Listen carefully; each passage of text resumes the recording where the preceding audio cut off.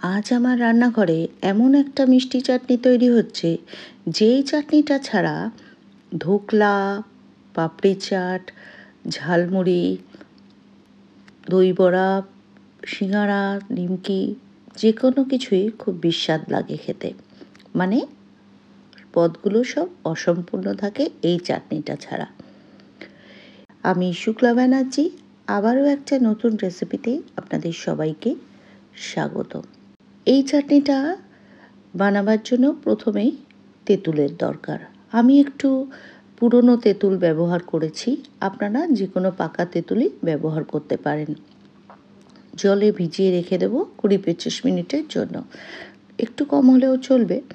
আর নিয়েছি খেজুর আমসত্ত্ব, খেজুরের দানাগুলো কিন্তু বাদ দিয়ে দিয়েছি।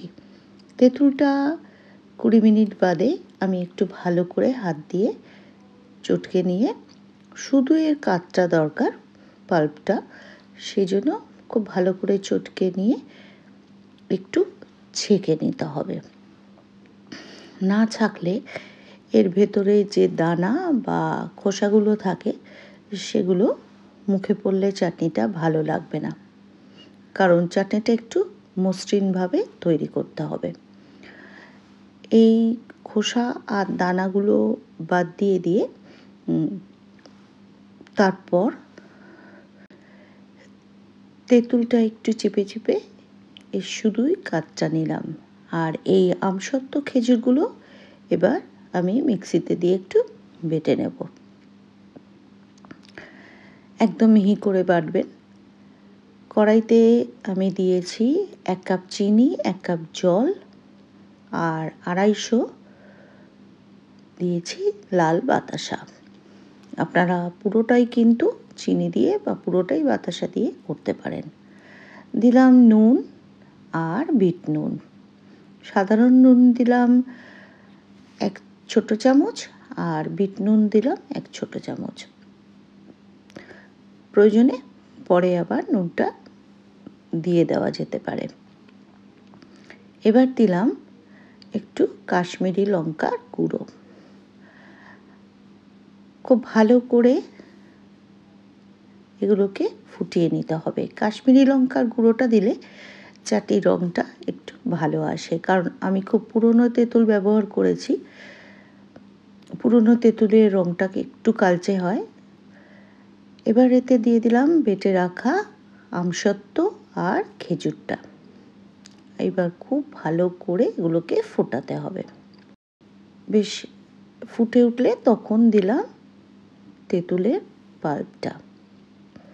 সব দিয়ে যখন ফুটে উঠবে দিলাম আদা শুকনো, যেটাকে বলে আদা শুট, সেটা দিয়ে এবার এই যে ফেনাগুলো উপরে ভেসে উঠবে সেগুলো যতটা পারবেন ফেলে দেওয়ার চেষ্টা করবেন, কারণ গুড় বা চিনির মধ্যে যে ময়লাটা থাকে সেটা এর সঙ্গে বেরিয়ে যাবে। ভিডিওটা শেষ পর্যন্ত দেখে যদি ভালো লেগে থাকে তাহলে লাইক, কমেন্ট, শেয়ার করতে ভুলে যাবেন না।